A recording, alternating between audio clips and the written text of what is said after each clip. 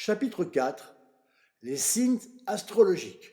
À travers mes recherches picturales, j'avais pensé que les formes géométriques élémentaires, cercles, carrés, lignes, en volume, pouvaient exprimer des concepts très profonds. J'ai souhaité le démontrer et je me suis dit, en architecte, qu'il me fallait un programme. L'idée m'est alors venue de réaliser le portrait énergétique et psychique des signes astrologiques. Mes connaissances dans ce domaine étaient extrêmement vagues.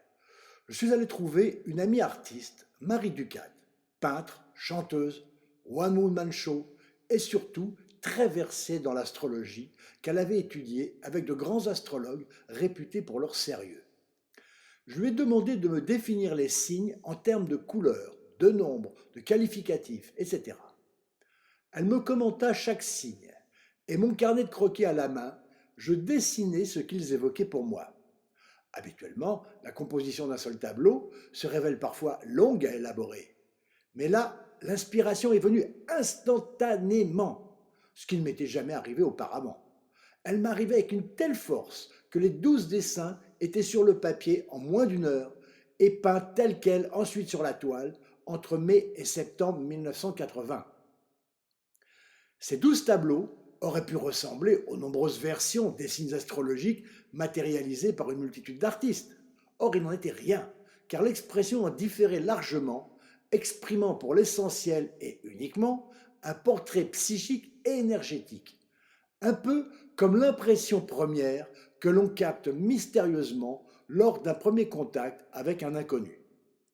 Un soir, parmi mes visiteurs, un personnage haut en couleur, se disant astrologue professionnel, regarda les tableaux, surpris par leur expression inhabituelle. Il les approuva tous, sauf celui du signe de la Vierge. Je lui rappelai alors que l'inspiration m'était venue par une sorte de médiumnité. Comment pourrait-il être tout juste sauf celui-là?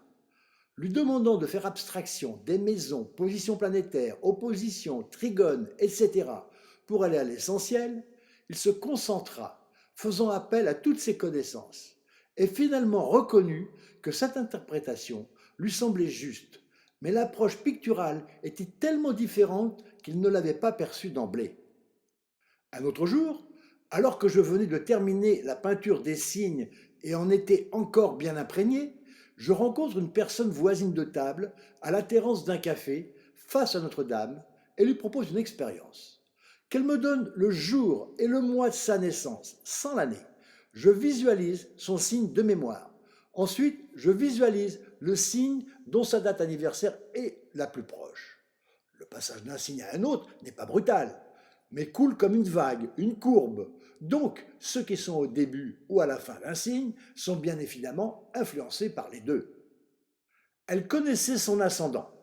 Je ferme les yeux et me concentre sur la ligne de force énergétique représentée par les plaques en mouvement, ou les boules, ou les bulles, ou les courbes, ainsi que le symbole traditionnel du signe, sa taille, sa couleur, l'angle de sa représentation des trois tableaux.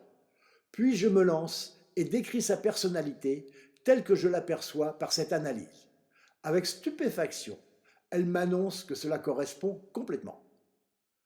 J'ai renouvelé l'expérience plusieurs fois d'une manière toujours concluante, mais progressivement j'ai arrêté, car l'exercice est très fatigant par la concentration qu'il demande et mon intérêt pour l'astrologie ne va pas jusqu'à y consacrer beaucoup de temps et d'efforts. Ces tableaux, reproduits sous forme de cartes, pourraient permettre un nouveau jeu de société, ou un moyen de connaître mieux la personnalité profonde, cachée, des personnes qui nous intéressent, moyennant tout de même quelques explications sur la façon de les utiliser. Mais les expériences que j'ai réalisées en montrant ces tableaux ont été le plus surprenantes. En 1981, j'ai participé à une exposition à Notebay, près de Bruxelles. Ce petit village, associé à Tourine-la-Grosse, organisait chaque année les fêtes de la Saint-Martin. Et à cette occasion, de nombreuses personnes prêtaient une partie ou l'ensemble de leur maison pour y exposer des artistes en tout genre, mais toujours de très bonne qualité. Ils organisaient aussi des concerts, et le tout se terminait par une grande fête dans l'église où les acteurs, chanteurs, musiciens n'étaient autres que les villageois. On assistait même à l'arrivée dans le chœur du curé à cheval interprétant le rôle de Saint Martin. J'y avais été invité par un couple de ce village, dirigeant de l'importante usine sucrière à proximité, rencontré l'été précédent en visitant l'abbaye romane du Toronnet en Provence, où, avec d'autres amis, profitant de la splendide résonance des voûtes en pierre, ils répétaient les œuvres qu'ils allaient justement interpréter à la fête de leur village. Ils n'avaient jamais vu mes créations, et ce n'était que sur la description que j'en avais faite qu'ils m'avaient fait confiance. J'exposais donc dans une immense et magnifique salle très ancienne quelques tableaux spectacles, quelques toiles et pour la première fois les 12 signes astrologiques. Personne ne savait qu'il s'agissait des signes zodiacaux. Il fallait s'approcher très près du tableau pour lire les noms. J'avais déjà constaté auparavant que là où les tableaux étaient animés en musique, mes toiles plus traditionnelles n'obtenaient que peu de succès tant les gens étaient captivés par la lumière en mouvement. Pourtant, plusieurs personnes s'étaient précipitées vers leur signe, ne sachant évidemment pas de quoi il s'agissait. On pouvait les entendre s'exclamer « Oh, c'est mon signe !» Elles s'étaient en quelque sorte reconnues. J'ai constaté plusieurs fois ailleurs, par la suite, ce phénomène. Et aussi son contraire, car quelquefois, des personnes rejetaient certains tableaux, donc certains signes, en relation directe avec leur rejet de certaines personnes. Ce que je connais de l'astrologie et qui se limite au portrait psychique, je l'ai appris par mes propres tableaux. N'est-ce pas curieux? Aurais-je été inspiré par la fameuse inconscience collective? Mais ce que j'ai exprimé dans sa nouveauté ne correspond pas au schéma connu reposant surtout sur l'acquis du passé.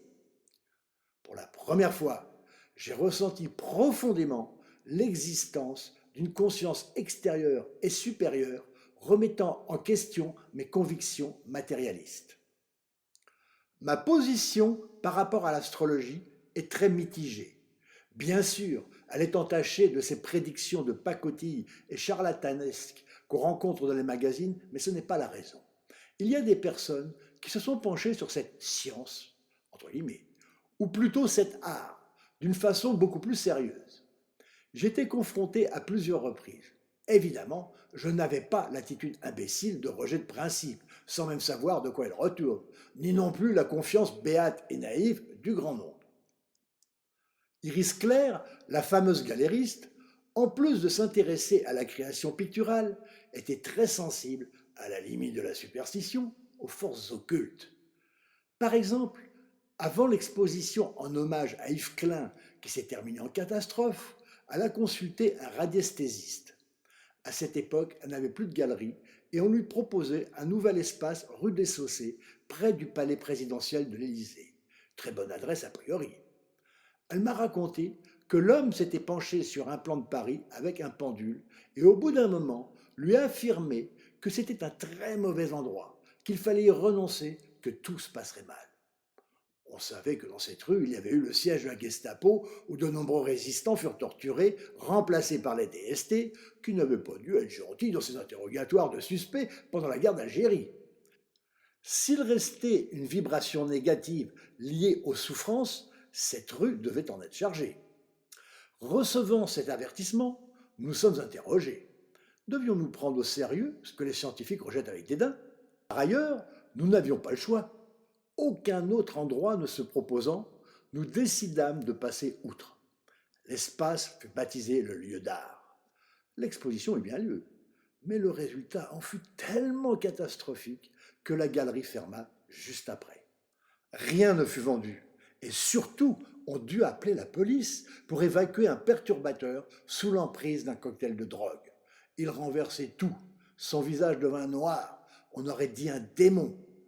C'était d'autant plus affreux qu'il avait été un ami très cultivé. Par la suite, pour mon anniversaire, Iris Claire m'offrit mon thème astrologique avec mon avenir, prédit par une astrologue très réputée, qui, interloquée en construisant mon thème, demanda à me rencontrer, ce qu'elle ne faisait jamais habituellement. Pour ceux qui souhaiteraient le vérifier, je suis né le 27 octobre 1943 à 11 heures du matin au Mureau, dans les Yvelines, à une trentaine de kilomètres de Paris. Je n'ai fait qu'y naître, car mes parents habitaient à Courbevoie, banlieue parisienne où j'ai passé toute mon enfance. Pour se protéger des bombardements, il s'était installé à Elisabethville. Mauvaise inspiration. C'était à côté de Flins, où se trouvaient les usines Renault qui furent copieusement bombardées. Ma mère m'attendant pour le 4 octobre, je suis donc né 3 semaines plus tard, bébé joufflu de 9 livres. Or, vers 1990, je reçus une dame très âgée, une grande poétesse, dont la vie avait été marquée par une grande vision. Elle avait vu la Vierge Marie avec beaucoup d'intensité et de présence, entourée de petits anges et autres merveilles. Elle reconnut bien volontiers que cette vision pouvait avoir été conditionnée par le fait qu'elle avait été éduquée chez les religieuses. Mais ça ne diminuait pas le fait qu'elle avait reçu un message, un contact d'un autre monde. Ceci s'était passé le 4 octobre 1943, jour où j'aurais dû naître. L'analyse de l'astrologue était constituée de 2 parties. L'étude psychologique, bien que succincte pour le prix, se révéla assez juste. Ne sachant rien de moi, elle avait vraiment découvert que j'exerçais un art cérébral destiné à un public de spectateurs nombreux. Quant aux prévisions pour l'avenir, après quelques généralités pas très concluantes pour les premières années, elle affirmait que 1996 à 2001 serait la période la plus importante de ma vie. Comme elle ne prévoyait plus rien après cette date, je me suis un peu inquiété à l'idée que 2001 pouvait être ma dernière année.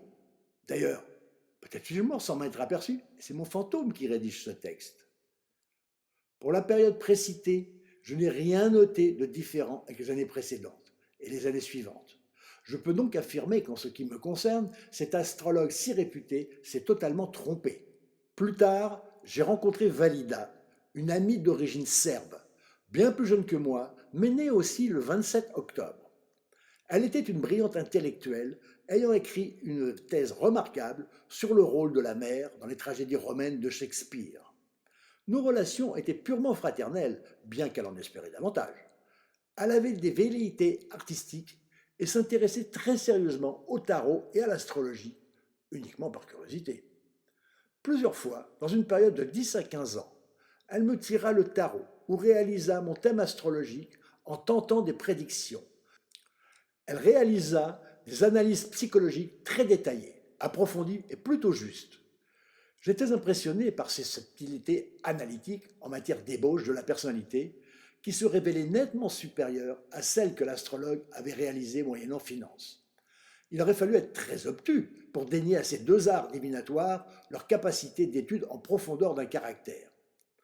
Si son analyse du passé paraissait juste, dès qu'elle abordait le thème de l'avenir, tout semblait flou, et aucune des interprétations qu'elle en donnait ne correspondit à la réalité. Par la suite, je me suis amusé à tenter une expérience. Pendant une période assez longue, tous les matins, je tirais 3 cartes à jouer ordinaires pour voir si elles m'annonçaient réellement l'avenir ou pas du tout. On m'avait donné un tableau des significations les plus courantes attribuées aux cartes. Le lendemain, avant de tirer 3 nouvelles cartes pour la journée, je me rappelais les événements survenus et essayais de voir s'il y avait eu une correspondance. Le résultat fut sans équivoque.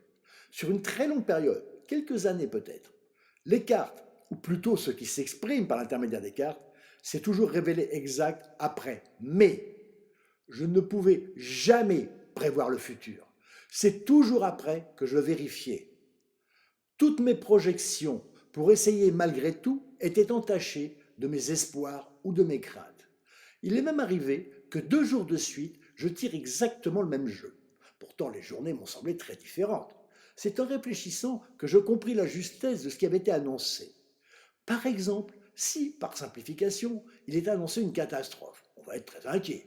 Mais en réalité, l'importance de cette catastrophe va être relative à la situation générale de la journée.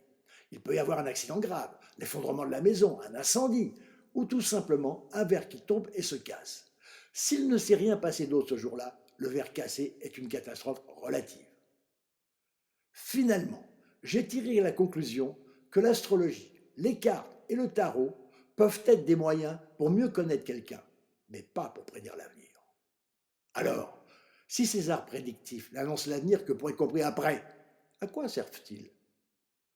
La réponse qui a surgi dans ma tête.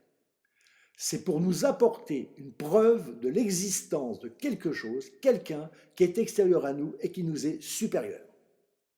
En 1968, j'avais fait faire mon portrait psychoastrologique par ordinateur, dont le logiciel avait été réalisé sous le contrôle d'André Barbeau, réputé être le plus grand astrologue de notre temps.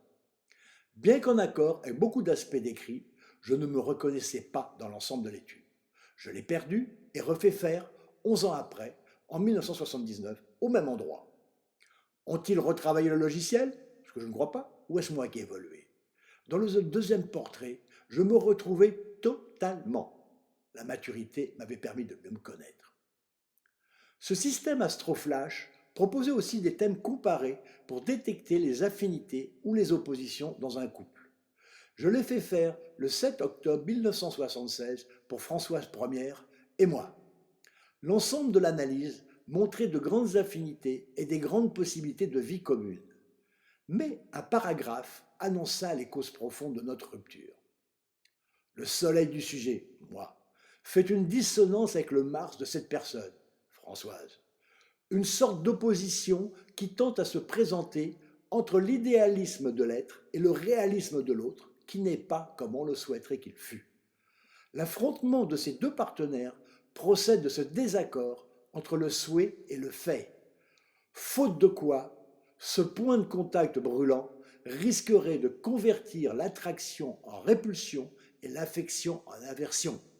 Risque de voir la guerre se substituer à l'amour. Au moment où ce texte a été écrit, nous étions encore dans de très bonnes relations, en parfaite harmonie, et je n'ai pas trop prêté attention à ce tout petit paragraphe par rapport à l'ensemble. C'est moins de 2 mois après que la guerre entre nous s'était déclarée sous une apparence de jalousie dont la cause profonde était bien ce qui est décrit plus haut.